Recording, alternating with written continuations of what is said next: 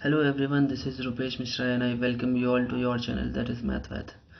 देखिए हम लोगों ने चैप्टर 4 जो डिफरेंशियल इक्वेशन का चल रहा था which was simultaneous linear differential equation, last video में हम लोगों ने उसका सेकंड यानी डिफरेंट फॉर्म पढ़ा था, उसके बारे में कुछ क्वेश्चंस किए थे। ठीक है, और ये भी एक साइमल्टेनियस डिफरेंशियल इक्वेशन का ही टाइप है। तो वहाँ पे हम लोगों ने सिंपली सीखा था कि हम लोग किसी भी दो पार्ट को लेकर के सॉल्व कर लेते हैं और ऐसे दो सॉल्यूशन निकालते हैं हम लोग, है ना। तो अगर ऐसे दो सॉल्यूशन सिंपली जैसे x के पास x हो, किसी तरीके से x के पास x आ जाए और केवल y के पास y आ जाए, तो उन्हें तो जरूर ले लेना होता है, वहाँ से एक सॉल्यूशन निकल जाता है। बट जहाँ पे जैसे यहाँ पर z है, यहाँ पे z नहीं है, तो अब इन दोनों को हम कैसे यूटिलाइज करें किसी दूसरे के साथ कि हमारा फ़ायदा निकल के आए। तो ऐसे में हम लोग को दूसरा पार्ट का यूज़ कर लेना चाहिए, अर्थात इट मीन्स कि जो पहले आपने सोल्यूशन निकाला है उसका यूज़ कर लेना चाहिए। अब देखिए कैसे करते हैं। फिर आज हम लोग मल्टीप्लायर भी सीखेंगे, क्या मल्टीप्लायर करना होता है, मल्टीप्लाई क्या करना होता है। सो देखिए स्टार्टिंग के 2 अगर हम ले लें, टेकिंग कर दें, तो हमारा काम हो जाएगा। यहाँ से देखिए D X upon X square है और D Y upon D Y square है। इसे सिंपली आप इंटीग्रेट जैसे करोगे, ऑन इंटीग्रेटिंग बहुत ही सिंपल वे में आपको आंसर यहाँ से मिल जाएगा। एक आंसर तो यहाँ पे मिल जाएगा जिसमें x और y एक दूसरे पे डिपेंड कर जाएंगे, है ना। जैसे इंटीग्रेट करेंगे तो क्या आएगा भाई, -1 upon x left hand side पे, और इक्वल टू में -1 अपॉन वाई प्लस एक कांस्टेंट लेट कर लेते हैं c1। c1 हो गया। थोड़ा सा इसे आपका मन है तो थोड़ा सा सॉल्व कर लीजिए, एलसीएम लेना है या फिर ऐसे ही एलसीएम लेने की ज़रूरत भी नहीं है। वाई को एक तरफ भेज दीजिए तो 1 अपॉन वाई -1 अपॉन एक्स हो गया। ठीक है, कोई दिक्कत नहीं। सो ये इक्वेशन नंबर 1 हो गया। यू कैन से दैट कि एक सोल्यूशन यहाँ से मिल गया। अब क्या करना है, लास्ट के 2 पार्ट ले लीजिए, ये दोनों। ठीक है, again taking what to take, d Y upon y square is equal to d z upon n x y. अब क्या देखिए, यहाँ पे एक टर्म तो कैंसिल हो ही जा रहा है, y से y कैंसिल हो जा रहा है। ठीक है, एक y तो कैंसिल हो जा रहा है। So we are left with what, d Y upon y and d z upon n x. Okay, this has left with us. अब यहाँ पे z के साथ तो z होना चाहिए, तो z तो है नहीं, y के साथ तो y है, कोई बात नहीं। यानी यहाँ पे x तो दिक्कत कर रहा है। अब x से थोड़ा सा बचना पड़ेगा अपने को।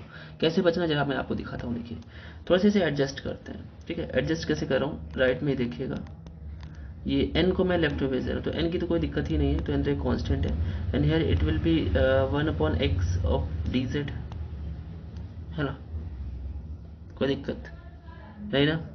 अब देखिए इक्वेशन नंबर 1 से 1 अपॉन एक्स की अगर वैल्यू जैसे यहाँ पे थी, देखिए थोड़ी देर के लिए ये 1 अपॉन एक्स की वैल्यू हम लोग यहाँ से निकाल लें।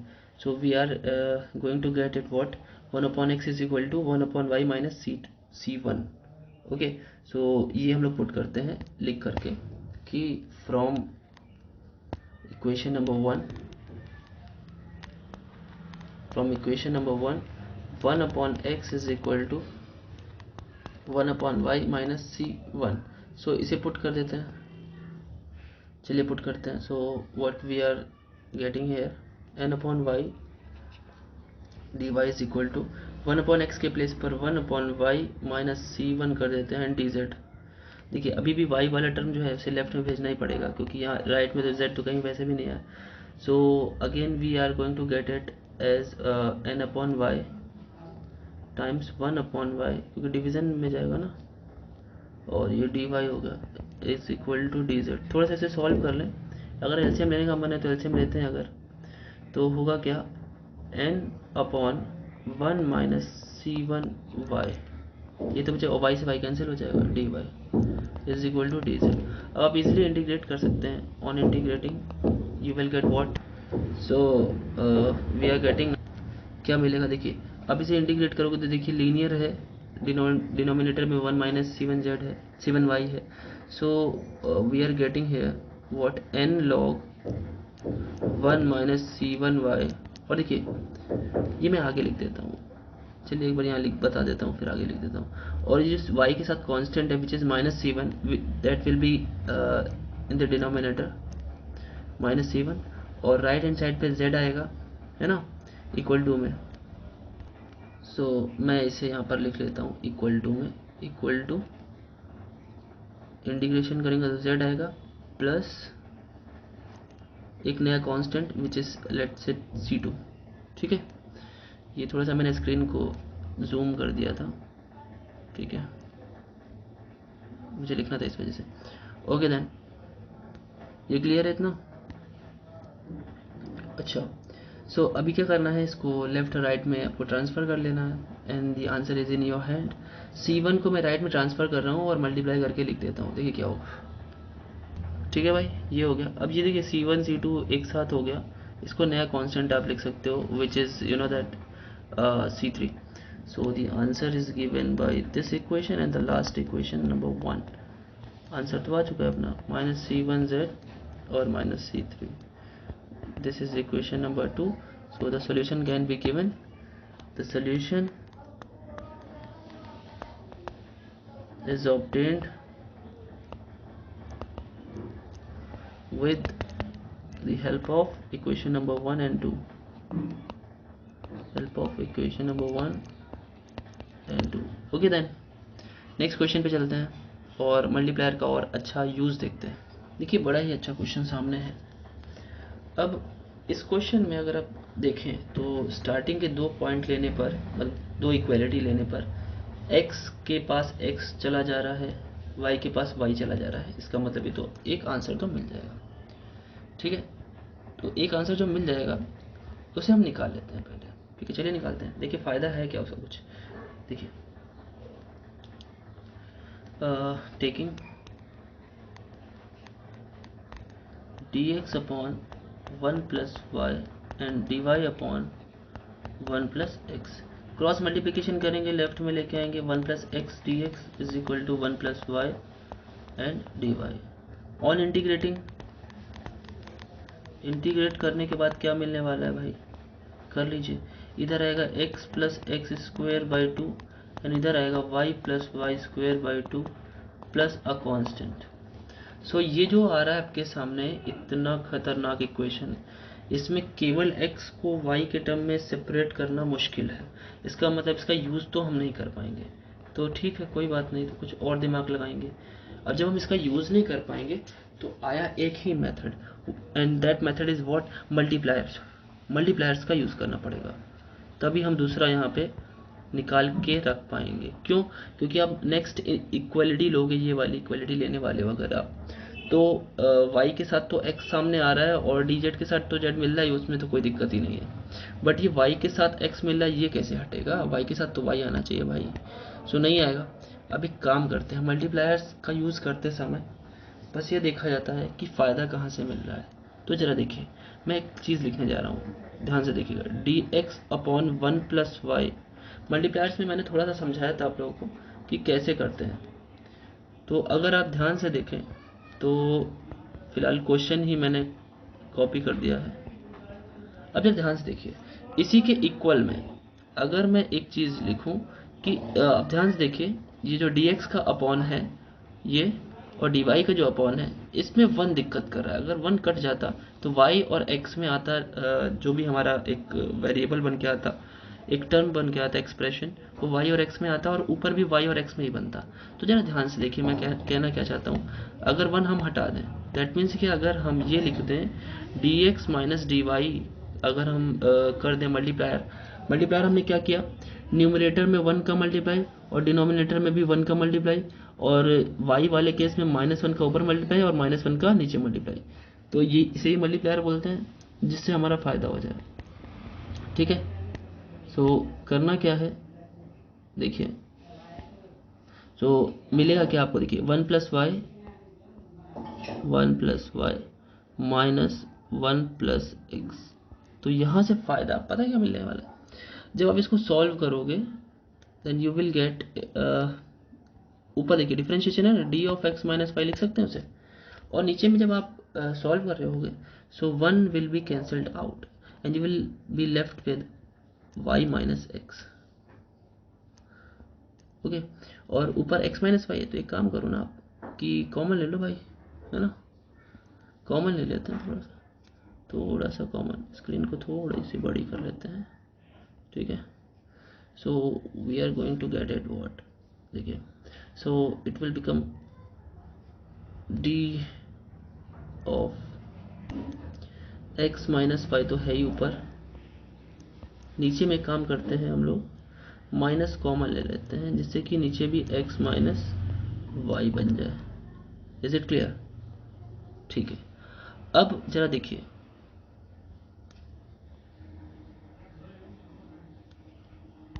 ध्यान दीजिएगा, ध्यान क्या देना है, अब ये सारे के सारे इक्वल ही चल रहे हैं, ये जितने भी थे, चाहे ये है, चाहे ये है, चाहे dz वाला है, चाहे ये जो आया, सब इक्वल में चल रहे थे। अब जरा ध्यान से देखिए, अगर हम सिर्फ dz बाई z वाला पार्ट ले लें और ये वाला पार्ट ले लें, तो देखिए अगर हम आपसे बोले यहाँ पे अगर आप पूरे x plus x minus y को थोड़ी देर के लिए दिमाग में रखिए, w लिखा है तो नीचे भी w ही हो गया एक तरीके से, तो क्या मिल गया हमें dw बाई w, तो जो ऊपर है वही नीचे मिल गया, यानी तो सही है फिर तो x माइनस वाई को एक सिंगल हमने वेरिएबल लेट कर लिया। ओके, सो अब हम लोग यही दोनों पार्ट लेने वाले dz बाई जेड और dx minus y upon minus x minus y, so उसे ही टेक कर लेते हैं। ये है आपका मल्टीप्लायर मेथड का use.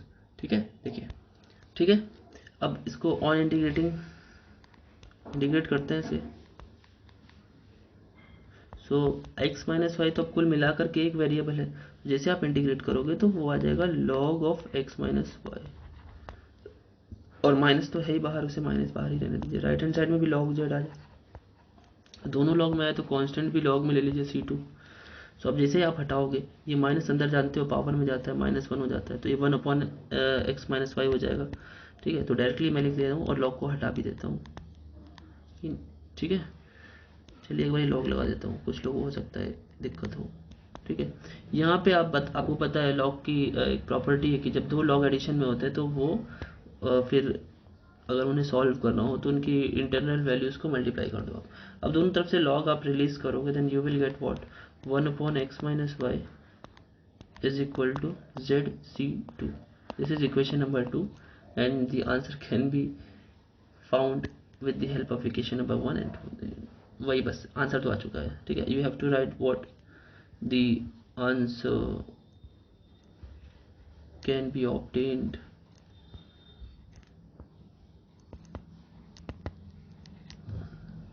Bye equation 1 and 2। Okay, चलिए कुछ और क्वेश्चंस देखते हैं जिससे कि आपको ये फंडा क्लियर हो जाए। Students see that another important example is in front of you. इसमें देखिए, अगर आप स्टार्टिंग के 2 लेते हो, ठीक है, तो ऐसे में तो भाई y और x तो ठीक है, लेकिन z बच रहा है तो z तो दिक्कत करेगा। लास्ट के 2 लेते हो तो y के साथ y तो मिल रहा है, z के साथ z तो मिल रहा है, बट x एक्स्ट्रा हो गया। मतलब यहाँ पे किसी 2 को भी एक साथ लेने पे कोई फ़ायदा नहीं है।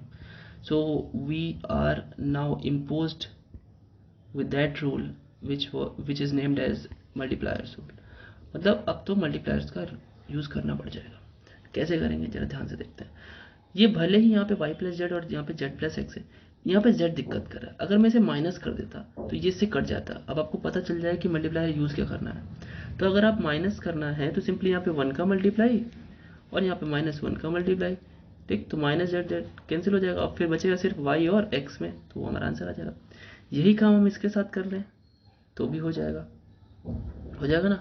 देखिए और एक चीज़ और देखिए, यहाँ पे मैं ये लिख सकता हूँ, देखिए ध्यान से कुछ लिख रहा हूँ, dx upon y plus z is equal to dy upon z plus x is equal to dz upon x plus y is equal to, 2 ही सॉल्यूशन चाहिए होते अपने को, है ना। सो करना क्या है, ज़्यादा कुछ सोचना नहीं है। देखिए अब अगर फर्स्ट वाले को अगर आप सब्ट्रैक्ट करोगे तो dx माइनस dy मिलेगा, और डिनोमिनेटर में जब इसको माइनस कर रहे होगे आप तो y माइनस एक्स मिलेगा। ठीक है, y माइनस एक्स। ओके, और एक चीज़ और अगर आप सोचें, अगर आपके मन में, वैसे उसको भी कर सकते थे, एक चीज़ और कर सकते थे, अगर हम तीनों को ऐड करते हैं dx plus dy plus dz, ठीक है, ये भी कर सकते थे। और ये करते तो अपॉन में क्या होता, देखिए सब चीज़ डबल बार हो जाती, 2 बार x हो जाता, 2 बार y हो जाता और 2 बार z भी हो जाता। सो देखिए अब अगली लाइन अगर लिखते हैं आप, तो यही लिखते हैं कि ये सभी के सभी इक्वल होते हैं किसके, d of x minus y के अपॉन वाई, कॉमन ले लो भाई इसमें से, माइनस एक्स माइनस वाई। और इसकी बात करें अगर, तो इसे आप लिख सकते थे d of x plus y plus z divided by 2 times x plus y plus z. क्यों भाई? और एक चीज़ तो लिखना और भी भूल गया, इसको भी आप तो सब्ट्रैक्ट कर सकते थे, d y minus d z whole upon, इसको भी सब्ट्रैक्ट करेंगे तो आपको z माइनस वाई मिलेगा, है ना। तो कोई बात नहीं, उसको मैं यहाँ लिख देता हूँ इक्वल में, कोई दिक्कत नहीं है, d of y minus z upon minus of y minus z. तो एक बारी क्या करते हैं, इसको और इसको ले लेते हैं, और एक बारी इसको और इसको ले लेते हैं, अपना काम हो जाएगा। So let us take this, okay. So इसे ले लिया हमने और इंटीग्रेट करते हैं। चलिए,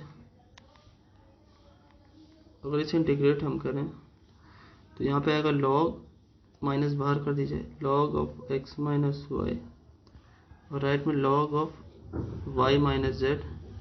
So you will get a constant, you can take that constant as log c1. Okay, ठीक है भाई।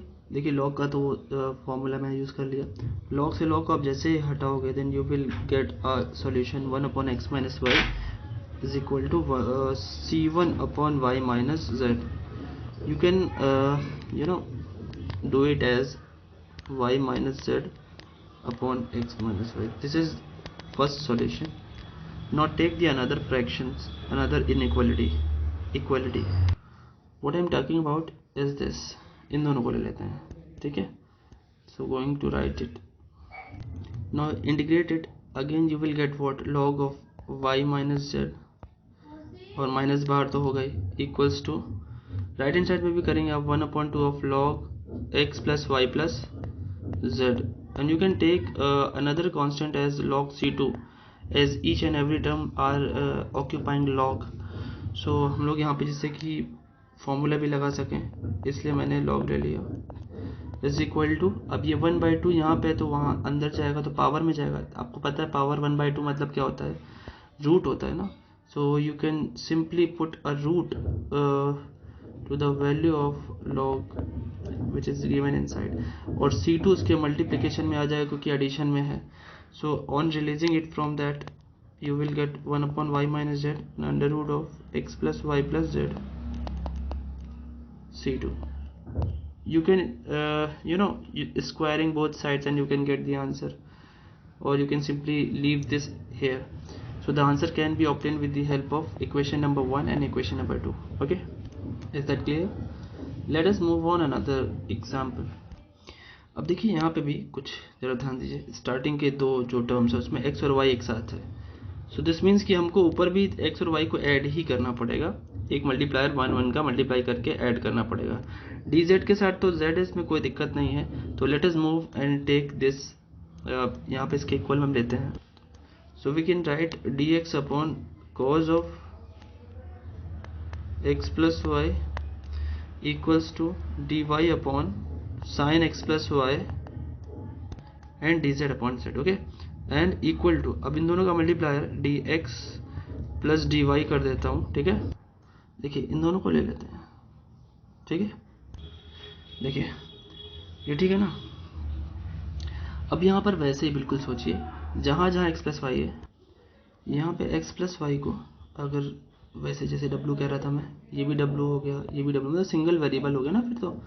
सो आप उसको वैसे ही लेकर के चलिए माइंड में, ठीक है। अब इंटीग्रेट करते हैं, इंटीग्रेट करने पे जो होगा भी इजीली सॉल्व हो जाएगा। सो लेफ्ट हैंड साइड में देखिए इंटीग्रेशन करेंगे तो log z तो मिल जाएगा सिंपल ही, लेकिन राइट में क्या हो, राइट में तो थोड़ा सा लिख ही देता हूँ मैं थोड़ी देर के लिए, इसे ऐसे लिख लेते हैं, ठीक है। मैंने ऐसे लिख लिया। अब एक काम करते हैं, ये जो x प्लस वाई है ना, इसकी प्लेस पे t लिख देते हैं। चलिए, तो जब आप ये लिखेंगे तो d of x plus y की जगह पे dt लिख देंगे, सिंपल सी बात है। So just write it down,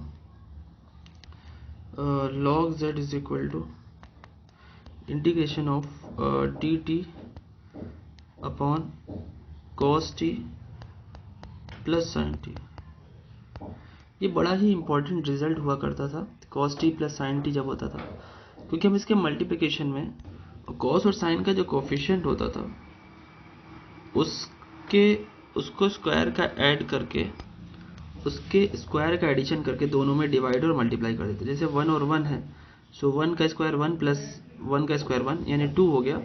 सो और उसको रूट में कर दिया, तो रूट 2 से डिवाइड यहाँ पे भी और रूट 2 से डिवाइड यहाँ पे भी कर देते थे, और रूट 2 से मल्टीप्लाई भी कर देते थे। तो मल्टीप्लिकेशन मैं यहाँ पे भेज देता हूँ रूट 2। इससे होगा क्या, आप देखिए इसके प्लेस पर लिख सकते हो कुछ वैल्यू, जैसे क्या 1/√2 किसकी वैल्यू होती है कॉस में, cos 45, और 1/√2 साइन में भी वही वैल्यू होती है। तो देखिए इसे आप ऐसे लिख सकते थे 1/√2 integration of 1/cos 45 into cos t plus sign 45 और साइन टी और इंटू डी टी। अब देखिए नीचे देखेंगे तो cos से cos भी प्लस साइन भी का फॉर्मूला बन गया। सो आप लिखने की कोशिश करेंगे तो होगा क्या, 1/√2 integration of 1/cos a minus भी लिख सकते हैं ना, cos π/4 माइनस टी और ऊपर डी टी होगा। अब cos का अब देखा जाए तो cos बनेगा sec, है ना, cos बना sec π/4 minus t d t. अब देखिए जो इंटीग्रेशन ऑफ sec है, sec का इंटीग्रेशन जो होता है वो log sec x plus tan x होता है। ये याद होना चाहिए, क्लास 12th में था। चलिए लिख लेता हूँ उसे, ओके, प्लस log c1। अब सब जगह से log हटाना है तो पहले तो 1/√2 को इधर भेज दो। सो 1/√2 यहाँ पे मल्टीप्लिकेशन में आ जाएगा और मल्टीप्लिकेशन के साथ ही z की पावर में चला जाएगा। तो मैं ये लाइन एकदम डायरेक्ट कर रहा हूँ, ठीक है। सो हो क्या जाएगा, log ऑफ फिर log भी हटा देते हैं, ठीक है। तो z/√2 हो गया और इक्वल टू में क्या हो जाएगा भाई, इक्वल टू में देखिए दोनों लॉग्स मल्टीप्लाई हो जाएंगे। तो c1 के साथ मैं मल्टीप्लिकेशन में पूरे ब्रैकेट को लिख दे रहा हूँ, लाइक sec π/4 माइनस टी और प्लस tan π/4 माइनस टी, ठीक है। अब यहाँ पे t की वैल्यू आप पुट कर सकते हो, then you will left with z/√2 c1। देखिए कांस्टेंट में थोड़ा सा डिफरेंस हो सकता है, ठीक है, लेकिन वो आंसर एक ही होता है। कांस्टेंट को वापस से मैं कुछ और मान लूँगा, ठीक है, plus tan π/4 minus x minus y, ठीक है। दिस इज इक्वेशन नंबर 1, जिससे हमारा सॉल्यूशन मिलने वाला है। और एक सॉल्यूशन अभी हम लोग को और निकालना है, ठीक है। तो देखिए अब मैं बताता हूँ कि क्या लेना है। देखिए जो दूसरा पार्ट है वो मैंने लिख लिया आपके लिए। देखिए करना क्या था, अब दोनों स्टार्टिंग के जो पार्ट्स थे उनको मैंने घटा दिया। घटाया कैसे, देखिए इसको इससे माइनस कर दिया क्योंकि और कोई रास्ता नहीं दिख रहा था, तो ये उससे जाके माइनस हो जाएगा, ठीक है। अब ये ऐसे इसलिए किया, फायदा एक ये मिल रहा था, दिखाता हूँ आपको। देखिए एक फायदा ये था, जी देखिए जैसे आपने माइनस किया तो सिर्फ इतना पार्ट ग्रीन वाला को हटा दीजिए, अभी ग्रीन वाला मत देखिएगा, ये बन जाएगा। राइट हैंड साइड में ये एडिशन वाला तो पहले से बना रखा था। फिर मैंने क्या किया, जब हमको ये स्टेप मिलता है इस टाइप से, जब साइन और कॉस दोनों आ जाता है तो हम दोनों के जो कोफिशिएंट्स होते हैं उनके स्क्वायर का सम करके रूट करके डिवाइड और मल्टीप्लाई कर देते, तो वो √2 में बन जाता है। √2 का मल्टीप्लाई और डिवाइड कर दिया मैंने। फिर इस 1/√2 को मैंने cos 45 ले लिया और इस वाले 1/√2 को sin 45 ले लिया। ऐसे ही इधर भी बना लिया, इधर भी बना लिया। ये वाला √2 से √2 कैंसिल हो गया, ठीक इतना, ठीक ना। अच्छा फिर हमने क्या किया, अब देखिए हम इसे लिख सकते हैं ना, इसे लिख सकते हैं। देखिए साइन है cos b माइनस कॉस है साइन b, साइन ए माइनस भी हो गया। और ऐसे cos है cos b प्लस साइन है साइन b, तो cos ए माइनस भी हो गया। देखिए एक फ़ायदा मिल गया यहाँ से, क्या फ़ायदा मिला कि दोनों ये जो डिनोमिनेटर है वो प्लस वाले बन गए, माइनस वाला नहीं बना। तो अब क्या करेंगे, ये जो साइन वाला ये वाला टर्म है इसको हम राइट में भेज देंगे, क्योंकि x प्लस वाई और x प्लस वाई, ठीक है। तो एक जैसा है, आप देखिए तो, है ना। सो चलिए इसको सॉल्व करते हैं साइन को उधर भेज करके, ठीक है। लिख लिया, देखिए अब अगर ध्यान से देखिए, आपको सब्स्टिट्यूशन पता है अगर इंटीग्रेशन में, तो इसको आप लेट करेंगे और ऊपर वाला आपको मिल जाएगा। सो कॉस जैसे लेंगे तो एक तरीके से ये tan हो गया, और tan का इंटीग्रेशन अगर करें हम डायरेक्ट ऐसे बात करें तो ये log sec x हो जाता है ना। सो लेफ्ट हैंड साइड पे आप इंटीग्रेट करोगे तो यहाँ तो कांस्टेंट है ना, कांस्टेंट है भाई। कांस्टेंट क्या होता है, कांस्टेंट का इंटीग्रेशन यही चीज़ आ जाता है जो अंदर लिखा होता है। तो y माइनस एक्स लेफ्ट में आ गया, एंड राइट हैंड साइड पे this will become log of 10, और ये तो 10 बन गया था ना, तो log साइन अपन कॉस तो 10 हो गया, और 10 का डिफरेंशिएशन इंटीग्रेशन क्या होता है, log sec x। ओके, सो log sec और x मतलब वही जो इंटरनल सब कुछ लिखा उसको लिख दीजिए, x minus y x plus y minus pi by 4, and another constant of integration which will be I think log c2 लिखना चाहिए हमें। सॉल्व करते हैं इसे, ठीक है। सो y minus x right hand side पे log का मल्टीप्लिकेशन हो जाएगा, सो you will get it as log c2 times sec x plus y minus pi by 4, ठीक है। सो अभी log से log को कैंसिल, वैसे log तो इधर है ही नहीं, सो जब log हटता है एक तरफ से तो दूसरी तरफ जाकर के वो e टू दी पावर बन जाता है, तो ये e to the power y minus x हो जाएगा, ठीक है। So this is another answer question number 2। So the answer will be obtained